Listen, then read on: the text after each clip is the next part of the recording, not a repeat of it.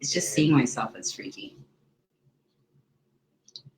Hello, Facebook. It is Suzanne Hart here. I trust you're well. It is another Thursday, 7 p.m. Eastern, and another Mindset Mastery session with Fit, Fab, and Fulfilled. I am sitting here with my girl, Miss Deborah Ferdinand. I'm going to tell you a little bit more about my friend. We're at her lovely home. I'm in Toronto, the T.O.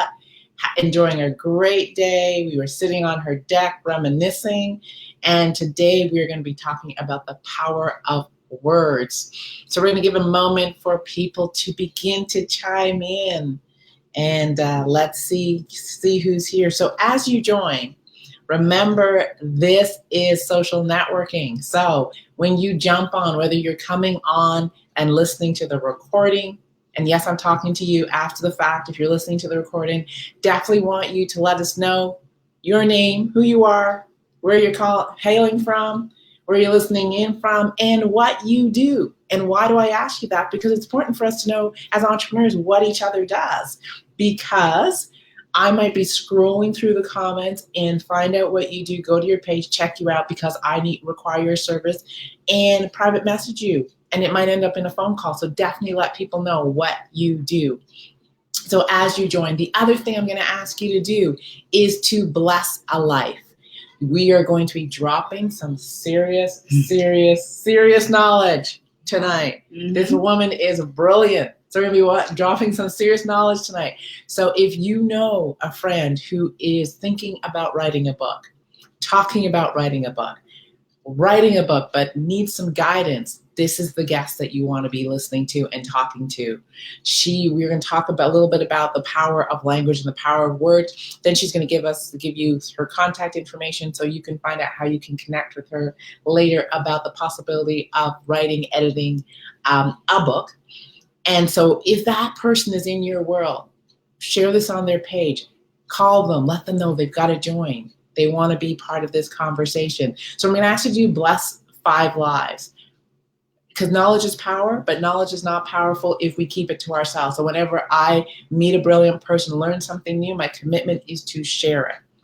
Because yes, it serves me, but it's much more powerful when it can serve hundreds of people. So share. So let us get this going. We are at the top of the hours. I see Taria saying hello, ladies. And Taria, I'm trusting that you can hear us, you can see us okay. I am excited. Yep. Let's get this going. We are at the top of the hours. I see Taria saying hello. There we go. I've got myself muting. I see Miss Cindy chiming in. Hello, Cindy, and welcome. Oh, and I see Charette. Hey, Charette, how are you? Long time. Welcome. Good to see you. So as you come in, Charette, let us know where you're hailing from and what you do so that anyone who needs your wonderful services can definitely reach out to you.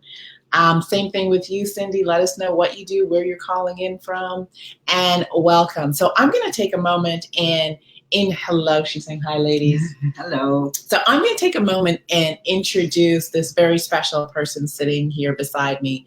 This woman is an editor, and she is the founder of Creative Consulting Services, and they edit. They ghostwrite. Is that the right word? Yeah, that's the right word. They ghostwrite.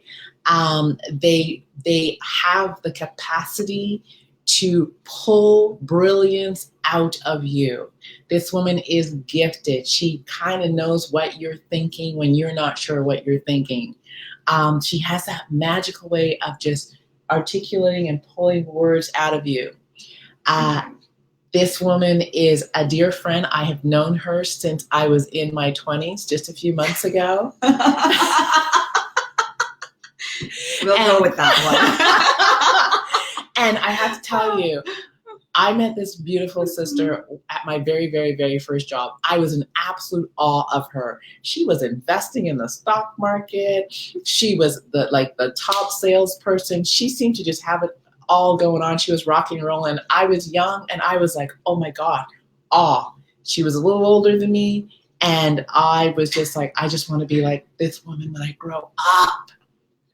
And then we reconnected a few years ago, and I found out that she was an editor. And of course, when I wanted to talk about words, who else could I find but Miss Deborah Ferdinand? So Deborah and I met in Montreal. Welcome. Thank you. And Happy to be here. I'm so excited. I'm so excited to be here. Yeah. So I got to tell you a little. I got to tell you a little bit. So when Deborah and I get together, we talk words, and it's kind of odd, but we do. We talk words, we talk language, we talk communication, and we get lost. We get all excited because she's the other person that I know that words fascinate you. Yes, they do. Right? And so, first of all, welcome, welcome, welcome. I'm so happy to be here, and I'm so happy that we're able to do this in my home where I'm comfortable and my energies are here, and I'm good. You know what? I'm so excited. We actually started this conversation on the back porch. Yes. And we had to stop because we needed to save some of our ideas and our thoughts for this session. Some good stuff. So before we bring you into our conversation, first of all, I want to let you guys know the word today is mastermind. So if you want to continue in this conversation, you want to type mastermind in the comments section. That way we know that we want to make sure that you're aware of all the shows that are going on, all the great gifts that are happening. I know Deborah's put a special one together for everyone that's listening. So Deborah, how did you get into, tell everyone a little bit about creative consulting and the evolution of that and how you got into editing and writing and all that. My parents are educators. Okay. And while they were writing their masters and their theses, they would call on me to type at a typewriter. So I'm giving my age away right now. One of those with put the paper in? Yeah, you put the paper in, you turn it. There was no typewriter ribbon. There was no whiteout. So you sat with a dictionary. That's what you did. You sat with a dictionary. Your parents stood there. They dictated because my father was always late with his work. And if you spelled it wrong, you had to look it up. So accordingly, you found the words. I also had four siblings yakking at the same time. If you're not clear, somebody's going to get it. So that was the evolution of it. And people continuously called me to look at work for them. The company I worked for, I worked in government and military sales for quite a number of years. Government, military sales. Yeah, very, very, very heavy stuff.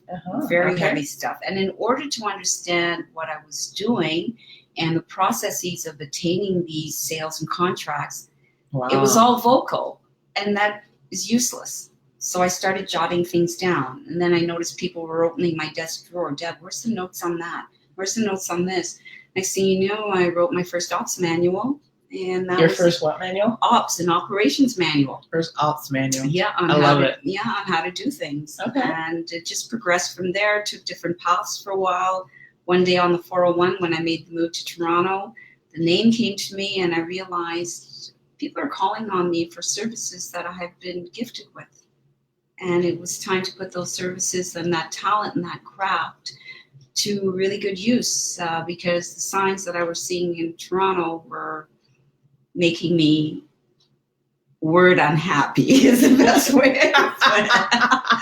So I saw there was a need. There truly was a need for communication. So if I was translating that, what you're saying is the quality of some of the work that you were seeing in the marketplace or the representation of entrepreneurs. I want you guys to get this. The representation of entrepreneurs, our brilliance, our brand was not at the level you thought it could be. Exactly that. And I always have pointed out to people, if that is the message you're conveying and it's incorrect, it's not implying what your intent is, who's going to buy from you? Who's going to trust you? Got it. So hence the power of words, right? And Deborah has reviewed one of my books, edited one, and we were in conversation about another series because that's what I do when I come here. I get work. So maybe I shouldn't. I get work, right? Ideas flow and I get work. That's wonderful. So we started a conversation and tell everyone the word that came to you as you were preparing for this interview. The word that came to me was ambiguous.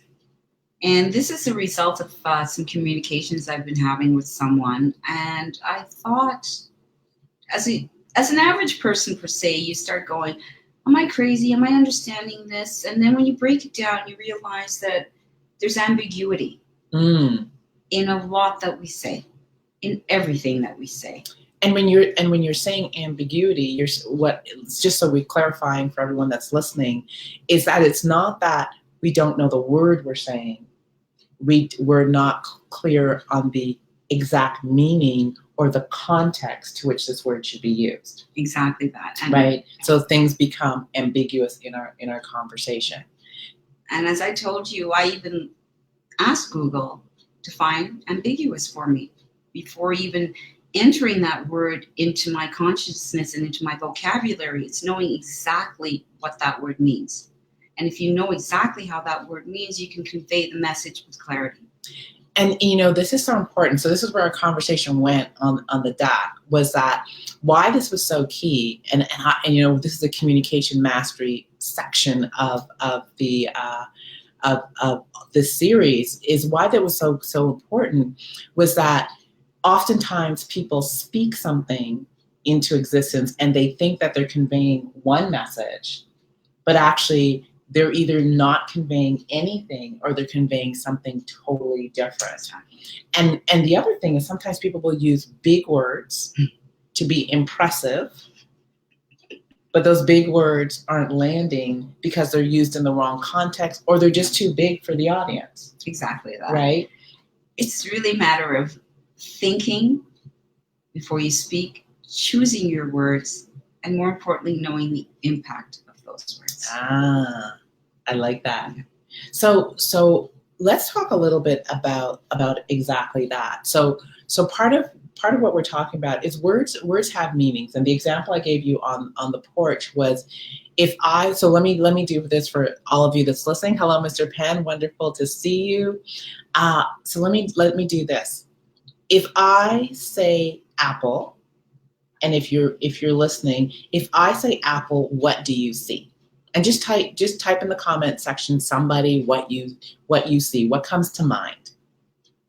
So we're gonna wait because we're patient, see what people are writing. Let me just see. So if I say apple, what comes to mind? Someone tell me what comes to mind.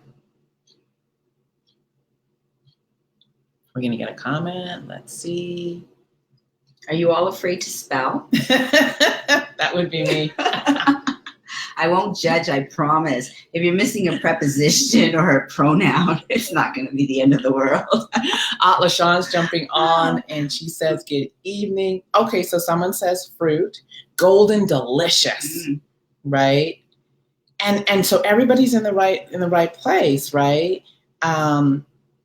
Green. So everybody's saying, but do you all see a picture of, for me, it's round, red, big, juicy, round apple. That's what I see in my mind, right? And that's not an ambiguous word, no, right? Mm-hmm. Although there's many interpretations, because we've got green, red, we got delicious, but we all kind of, golden delicious we got from Anthony, but we all have a picture, right? But let's use words that don't actually convey pictures. And this is where we were talking, right? And if you've read my book, Leading with Character, one of the things, the reason for this book was exactly what we're talking about right now. So if I say the word integrity, let me ask you, and you can type again in the comment section, what do you see? Yeah. Right? What do you see? What comes to mind? Right?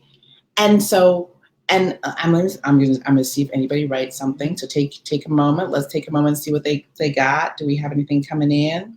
So the word's integrity, and just tell me what you see. How you are, says Taria. Okay. So but that doesn't tell me much. No, it doesn't. That is one of the most ambiguous words unless you walk it and live it. Yeah, so she's asking Anthony, how are you? So I'm thinking answering. They're chatting amongst each other. It's Deborah Ferdinand's joining. Hello, Deborah. But the word integrity is a little bit more ambiguous, right? Yes. So this is where we're going with this, and I really want I'm going to have you guys follow, right?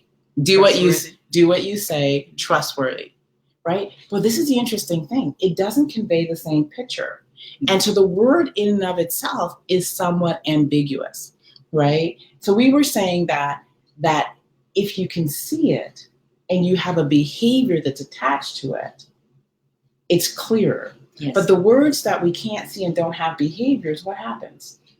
They just get totally lost there. There's no meaning to them. And this is one of these words, right? Integrity. People toss it around. You are what you speak.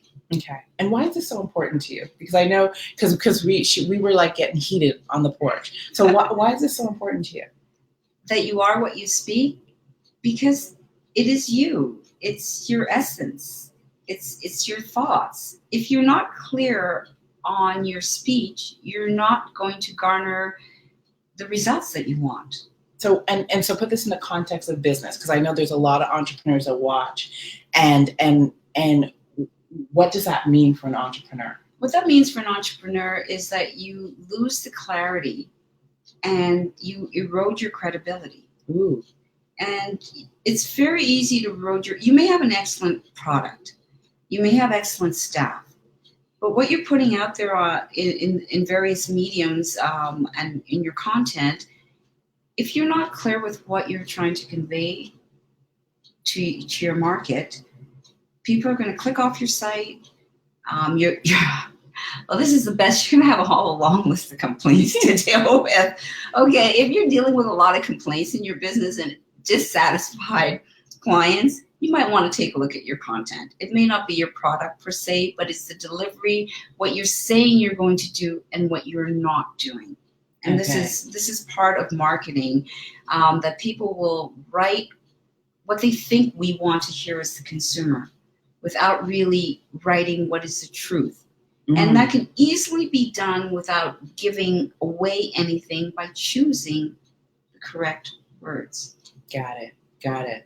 So when we talked about the power of words, and one of the subtitles is, are you teaching people how to treat you? Yeah. Right? And I know for myself is that the power of language is everything for me. Right? Yes. And I think as entrepreneurs, we are often not aware of how much our language creates our branding in the marketplace. It creates the relatedness that people have with us in the marketplace. It creates the trust that people have with us in the marketplace. And in many ways, through what we speak into existence, we are teaching the world how to interact with us. So as an editor, how do you work with that? Because people come to you with their work, right? And your job is, I love what you have on your site. It's basically, you make us look good in print, right? Yeah. And you make us look credible in print. So what are some of the most common things that you see when people are trying to put their book forward, their brand forward, their self into the marketplace? What are some of the most common mistakes that people make? They oversell with their words. They use words that make them more grand than they are, or add a grandeur to their product, which is not the reality. You can craft content that is true, authentic, and real, and still consider it valuable content. It may not be flowy with a whole lot of big words and complicated words and scientific words. It can be very clear, have flow, and simple. On the other side, you have clients who depreciate what they do. And how do they do that? Again, by the choice of words. So give an example so everyone's clear, because I'm trying to it's almost like resume writing. Okay. So in a resume, you're not going to say, for example, well, last year I sold 50,000 widgets. But you really want to say, last year, the profitability of the company was increased by my sales of the 50,000 widgets that I did within my pipeline, that sort of thing. And if you're just going to write something very simple, who's going to, yeah, okay, so you sold 50,000 widgets. Big deal. But you're saying, but what's the impact of that sale Exactly. on in the marketplace, Exactly. on your business? Exactly. So it's the crafting. Exactly. And so that's an underselling, right? Yes, they're underselling themselves because they're not crafting with intent. It really is to craft with intent. There's that word. Yeah, it's always with intent. You want a reaction. You want to elicit a response, whether it is a sale, whether it's a click on your site. It's something you want to elicit a response from them. So let's backpedal this. So when you say craft with intent, right? Where do I start when I'm crafting with intent? Where do I begin this process? For me, everything starts with the end in mind. Whether it is an authoritative book, whether it is a website, even an operations manual, you have to look at the intended receiver of it, what they need to know, what information they need to know, and then you have to look at what is the action that you want from them at the end of it. And with that, it's a matter, I know it sounds very easy for me to say, just pick words and use it. I know it's not, but you have to stop and think. Think about good content you heard. Think about a good advertising, a good piece of work that you've seen on TV. Start remembering words that make you move, words that move you to action. If they're moving you to action, they're moving everybody else to action. So if I'm getting this right, so first thing I'm going to do is I'm going to think of who am I writing for? Exactly. So in other words, in the marketplace would be who's my ideal client, who's my avatar, who am I writing for? Exactly. Second thing I'm asking myself is what is the response action I want to elicit? What's the emotion I want to elicit for them? So I'm looking at what are those things, right? And then if I'm hearing you correctly, thirdly, what I'm doing is I am also looking for language that evoke the response I'm wanting. And I know for me, one of the things I've learned to do is I use language that paint pictures, right? So if someone's ever heard me tell my story, one of the lines in it is, I was so exhausted, I couldn't even move my body up 4 steps. Yeah. Right? I was suffering, and I was totally suffering in silence. You can see that. And so that is a picture. Exactly. Right? So part of what you're saying is to use language that evokes. Okay, so I'll give you the word you're looking for: cognitive writing. Cognitive writing. And that is what I do. I'm a cognitive writer. Okay, we're going to pause.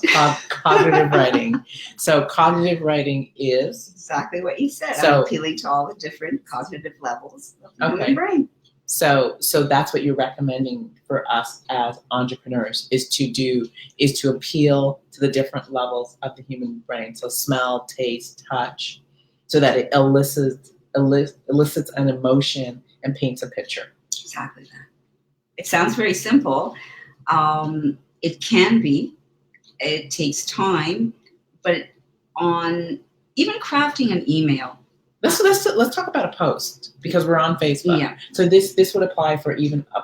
This would apply even for a post. Everything that you write has to be thought of. None of my posts are ever posts. They're written on a Word document. They're spell checked 3 or 4 times, and then it's posted. Think about it. That's your credibility. It's out there forever. And you have to be careful what you're putting out there. It's as simple as that, especially if your audience is public. You're going to lose credibility. There are many, many, many more people as myself who are word crazy out there, and they will see it. And so it's important. So part of what you're saying is whatever we put out there is a reflection of our branding. Exactly. Right. Exactly. And it's a reflection of who we are and what our credibility in the marketplace. Yes. So down to post, so one of the things, so we've got underselling, overselling. What's another common mistake that people make when they're writing? They make the mistake of believing that everyone understands what they're trying to convey. It's funny because one of the posts I that I wrote this week was that one of the biggest things, I think I'm going to paraphrase, but one of the biggest challenges in communication is when you think you've communicated. Like one of the biggest bloopers is when you think you've communicated and you actually haven't. You've put words out there, but you haven't. So that's the most common thing. Yes. So how does one check for that? Because I know for myself, I get all my stuff proofread, and I get all my stuff read for like, did you get that? Tell me what you think, and I back and forth it. But how does one ensure as we're putting content into the world that it's actually conveying what we think? Well, there are a couple things. On the analytical side, you can look at all your hits and all that, and that. On the other side, you have to remember, if you're reading it back to yourself and it sounds like you're sitting across the table from someone having a cup of coffee and just shooting the blank. Yeah, it's not conveying the message, because the person you're speaking to across the coffee table in general is a friend. It's someone that you have some sort of relationship with it. So they would understand the nuances in your voice, even down to writing. If you're writing a letter to your mother's going to understand the nuances in your voice. If you're marketing to your mother, maybe, yeah, she'll understand it, but you're not. You're marketing to the mass. This is good. So, because I had this conversation the other day, right? So a common thing is that it's almost like we often write like someone's already in our head, forgetting that the people aren't in our head. They have no relatedness to us at all. So as we're writing, we are required to create the context, to create the emotion. Yes, and that's all the cognitive writing. To create all these things, because they're not, and that's why one of the things that they say is Shreya saying this is good. Right? That's why one of the things is don't use jargon, right? Like I'm a network marketer, and I tell people when I'm training them, do not use lingo from your company. Do not use network marketing lingo, because then people are stuck in translation and they can't translate it because it doesn't really exist anywhere other than your company, and now they're lost and they're checked out. Exactly. Because they don't have the contacts, and they're not sitting across the table from you, having been educated on that context. So really what you're saying is that you're writing for the person who doesn't yet know you. Exactly. And you want to engage them into your world. Exactly.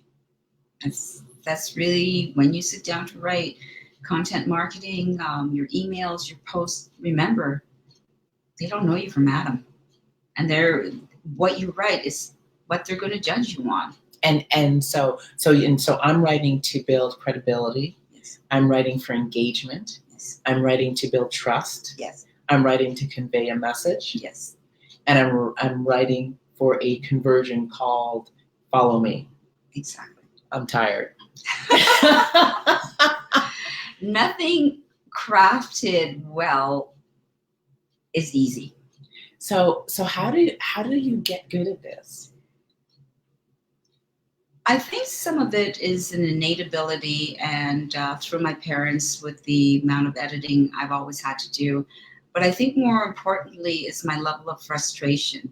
When I can't understand something, I get very flustered, and it's not a good state to be in. So it was from there I realized it's all in the communication. If you leave out the word A, to, B, prepositions and little pronouns, and we do that in our speech. You and I, we drop words all the time, but you can't put that on paper. It conveys the wrong message, and this was the frustration for me. And then I think it went overboard when I started trying to put printers and things together and reading the manuals. I drove me. That was it. And so not clear. Exactly. So if you were to give me and everyone listening some tips on how to get good at conveying a message, right? How to get clear on conveying a message. What would be a few checkpoints that you give me? I can tell you what I do, and you can help me out. Well, as with everything, there are 3 sections. If you go back to what you learned in elementary school, the first time your teacher told you to write a composition, it's a beginning, a middle, and an end. It's as simple as that. Okay, so beginning, what you want or who you are, depending on what the context is. A middle, what it's all about, and the end is your ask. Okay. That is cool. It's just 3 simple steps. Really, truly, if you think about it and you give thought to it, the beginning, who I am, what you want or whatever, what the introduction is. The middle, what it's about. This is the product. This is me. This is the service I'm selling. And then ask for it at the end.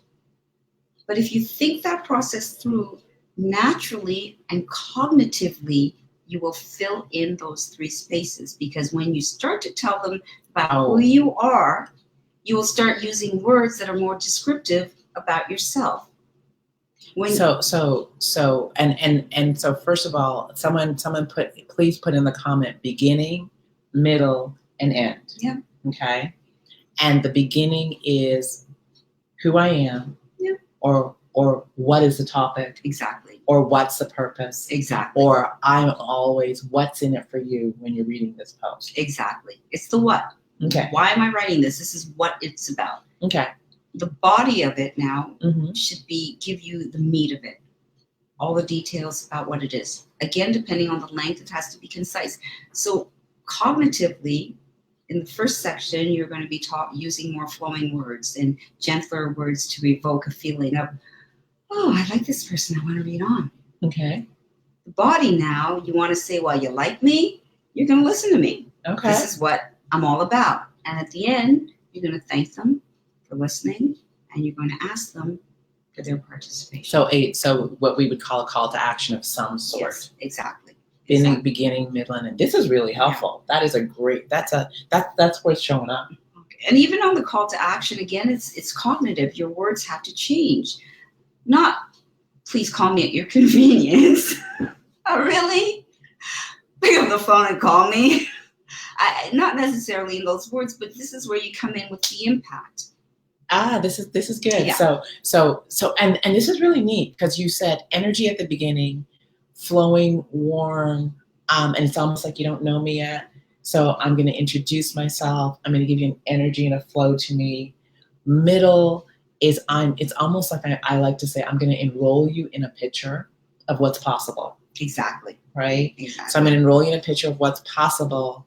And then once I've enrolled you in a picture of what's possible, I'm going to ask for what I want. I'm going to tell you the next step. I'm going to tell you what to do. And then I go into authority.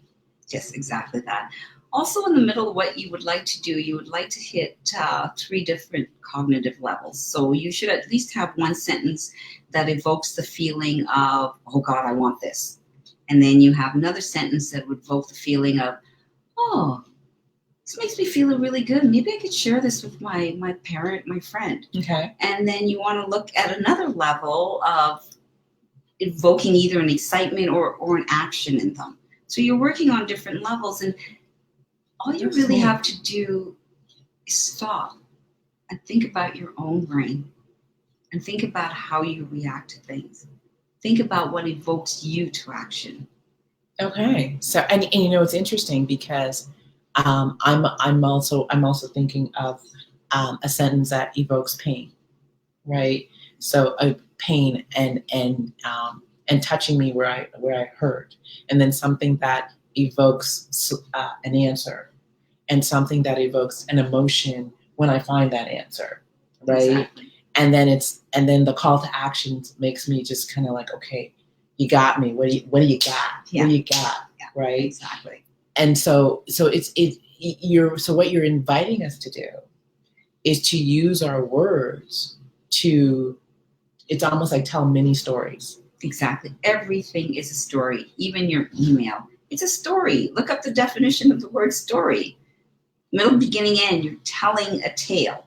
Everything is a tale in our lives. Every single thing. You come home from work, you sit down with your partner, you tell them about your day. That's a tale. That's a story. There was a beginning, a middle, and an end to it. Very cool. Very cool. This is powerful because what you're giving everyone is a simple structure that they can use. So now I'm thinking I'm actually replaying some of my posts and going, did I do it? I'm sure you did, Suzanne. I'm sure you did. Trust me. I'm sure you did. Right? I would have called you by now. What are you doing? Yeah. Take that down. No. Yeah, you would have. You would have. Don't.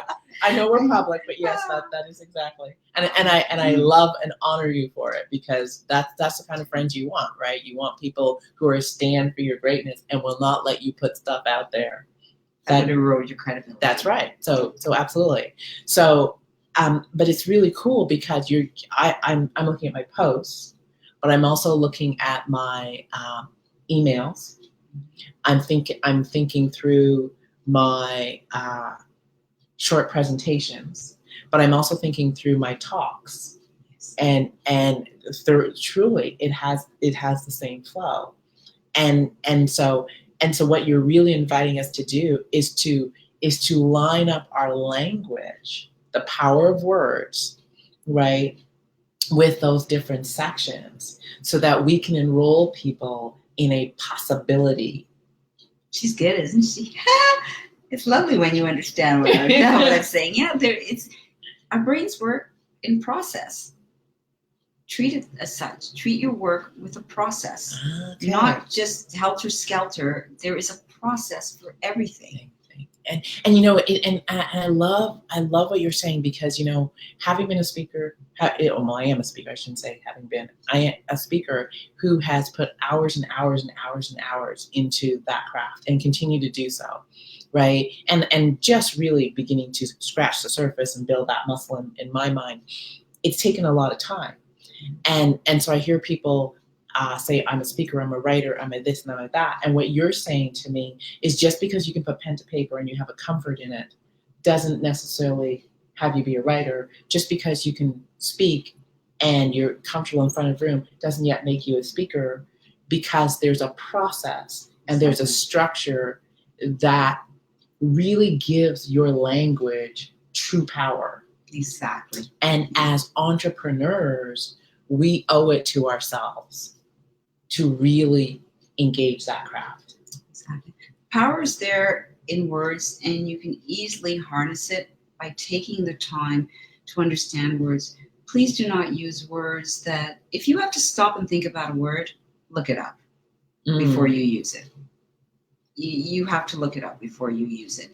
If you put a word in because you think it makes you sound more grand than you are, don't, because around that word are much more simpler words, and you've given yourself away. Wow. And people will know your truth. You know the old saying, read between the lines? Mm-hmm. Yeah. It's real. When I read between the lines, unconsciously, we all read between the lines, and that's what will erode your credibility if those lines are blurred. All right. So I'm going to stroll through for a minute, and there's people joining. Oh, hello, Constance. You're getting hearts and love and floating things. So thank you. Cindy's, loving what you're saying. Taria wrote down the beginning, middle, and end.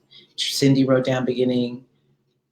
Teresa said, I love that. Enroll them in a picture of what is possible. Exactly. Right? Yeah. So yeah, this is really good. And you know why? One of the reasons I wanted to do this it's probably about 4 weeks of words and language, because I'm not often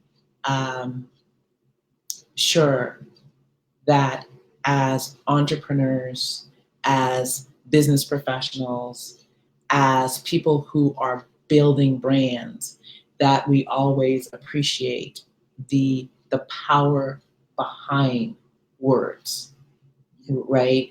And once you start becoming a wordsmith and you start taking it seriously, it takes less to have way big impact. You can say a lot with 4 words versus right 10 words. And I think that is really when you are honing your craft, is to be able to convey a message with precision and concise that captures people's attention, moves them, and enrolls them in an idea or an action. I'm all excited. You can't imagine when you craft a piece of work. For example, if we have a minute here, a client would give me some work, and let's say the sentence is very long, 34 words. There's a lot said in that. Some people would put commas and semicolons and break it up. What I do and what you should do is really look for the message in there. And at the end of it, you have maybe a 10-sentence word, a 10-word sentence that is impactful, on point, has the clarity, and has the flow. It also will act as an anchor for what's following, and it would also probably act as a conclusion to what was before that. One of the things I find is when I first write, I just flow, right? Things come out of me, and then I go back and I look at what are the key points, and I always look at, and I'm shortening my sentences. They just go. Exactly. And what ends up happening for me is it goes from kind of impactful to impactful, because words, it's almost like the words go like this suddenly, right? The shorter it gets. Yes. And it becomes more powerful. You feel it, and it'll take me a bit of time. And my first thing is just get ideas out of me before I lose them, because I'm doing this, right? And it's coming, so it's get it out of me. But then once it's out of me and it's on paper, I have to go back and really go look at it and go, what am I trying to convey? And the other thing, and I'm so glad you said this, is what I'm conveying going to make sense to someone who just rolled up on this and doesn't have a context? Exactly. You have to assume everyone that you're writing for or communicating with has no idea what you're talking about. So make sure that they have an idea of what you're speaking of. And even the words I just used, talking about and speaking of, there's a difference. Think about it. What you're talking about and what you're speaking about. Okay, so enlighten us, because I'm sitting here going. I'll leave that one for everyone. You can come back on and comment on that. I can talk to you, or I can speak to you. I can talk with you, or I can speak with you. There's a difference. And these are the things I look for when writing. So first of all, do you edit all types of books, or is there a specific genre or type of book that you like to edit? We work on nonfiction books. Okay.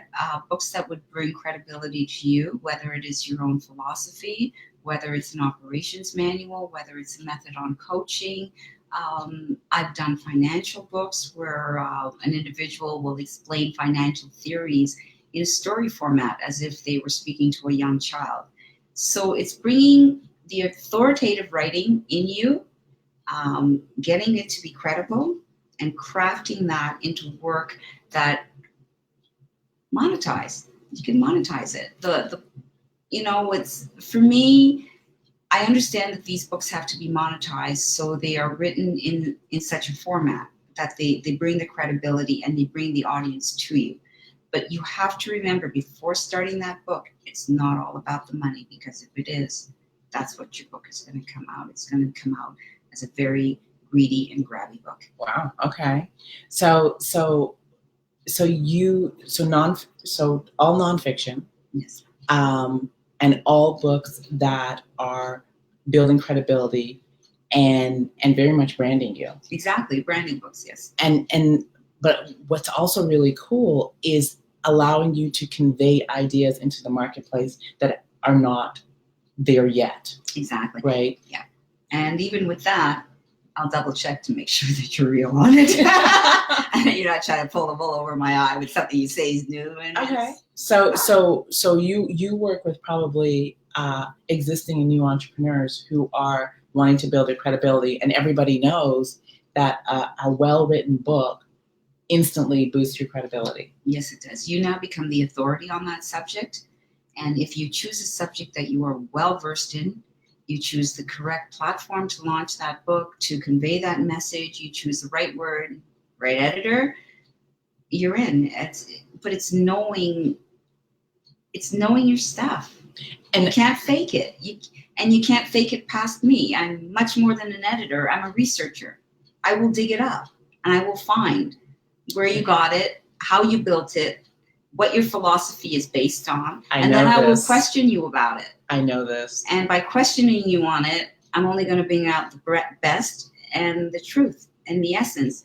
And what you start with is, chances are, is not going to be what you end up with the editing process with me, especially if it's an authoritative book where you're explaining your own philosophy, whether it's religious, whether it's coaching, whether it's psychological, whatever. I will dig and pull truly what you're good at and what you know about this topic out. And I have to say, having been through this process with Deborah and myself in my last book, it was I came in one way, and then she was like, go deeper here, add this here. But what comes out of it is more than you knew you had. Exactly. Right. And more, and you actually see your expertise and your authority in an area where you may think it was here, and you have the capacity to have us dig and have it be so much deeper. Exactly. And this goes back to the whole thought. Remember, your audience knows diddly squat about you. So, wow. I like that word, diddly squat. Cognitive. Yeah. Diddly squat. We all know what that means. So what's the process for writing a book? Is there a timeline, or does it differ? The timeline depends on your life. People will start books and sometimes they won't finish them because it was a fleeting thought for them. Okay. And they decided to run with it. But it is a process. It is work. There's no doubt about it. And when you work with me, it's hard work because I will dig until I get the right response from you. What it is that it's all about. So it can be a long process. It can be a fast process. And it also depends on the condition of the original work. If it arrives to me and I run it through the first set of software and I go, huh? We sit, we talk. If I go, wow. Read between the lines. On that one. That's exactly it. Read between the lines. So the process really depends on the client, how much time they have and what results that they want. Okay. And it's I don't just edit a book and give it back to you. You're involved in the process. So if you're looking for someone who's going to take your book, edit it, and give it back to you, there are quite a number of publishers and editors out there. We take your book, we sit with you, we say we're going over 10 chapters today on the telephone, and this is what we're doing. You agree to this, you disagree to this word, you like this word, you don't like that word, you don't like that sentence, let's move it around. And so it truly is a journey. Yes, it is.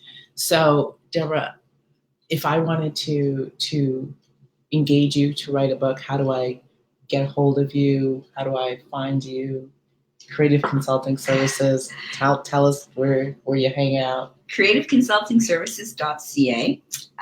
We've just rebranded, and my business partner Angie has done an amazing job on the website. I know you will all love it. There's a lot of interesting material on there. As well, I'm getting a little bit more creative now and posting a lot more fun things onto the website. Musings, there's a section that I'm working on, Musings by me. I can also be reached at Deborah at CreativeConsultingServices.ca, and that's Deborah with DEBORAH. Oh, that's fantastic. And please do, put Mastermind in the comment section if you are interested in connecting with Deborah. She's put together. If you thought this was good, wait till you see her free gift. You definitely have to be part of the Fit, Fab, and Fulfill group to get access to that. But put Mastermind in the section, because then you'll that's another way that you'll get access to it. And we'll make sure that we give you one of her tips and tools, and all your contact information's on that, so you will be able to reach out to Deborah and start your writing journey. I know for myself, I never thought of writing a book. I've written. I think I'm 4 books later. Mm-hmm. And it's a journey that changes you. Yes, it does. It does. It changes you. And I think not only do you build credibility, but I think you build credibility with yourself, right? You have a new appreciation, awareness for your gifts, your treasures, and your talents. Exactly that. And you know that you've done it. It's hard work. Yeah, it is. It's hard work. You may have an idea, but the moment that pen hits that paper, you freeze. And this is the other thing, and this is just just an inside thing. Letting your book go. I don't know about anybody else, but I get it. I play with it. I look at it. I relook it. I read it. I read it for the how many times, and then it's almost like this. Okay, we're gonna let it go, and then you hold your breath. Yeah, it's a baby. It is. It truly is. It is a baby. Thank you very much. This was amazing. You are so welcome. Yeah, you are so welcome. It's a lot of fun. I love words, and I know we're going to be chatting away later and about more words. It's wine and words time. Oh, yeah. Thank you, everyone, for joining us. Thank you for joining us. All right, so everyone, I was speaking with Miss Deborah Ferdinand. She hails from Toronto, and for all of my American friends, Toronto, Canada, Ontario. If you want to find out how to engage her services, creative consulting services, definitely reach out to her. We will definitely be doing a few more of these conversations as we dive more into the credibility of your words and the different genres for communication. Deborah has agreed to come on a few times and give some tips. I will be back here next week, Thursday, 7 p.m. Eastern Standard. Thank you all for joining. And again, the word is mastermind. If you want Deborah's free gift, definitely check it out. Thank you, Deborah. Thank you so much. All right. And we will see you next week. Take care.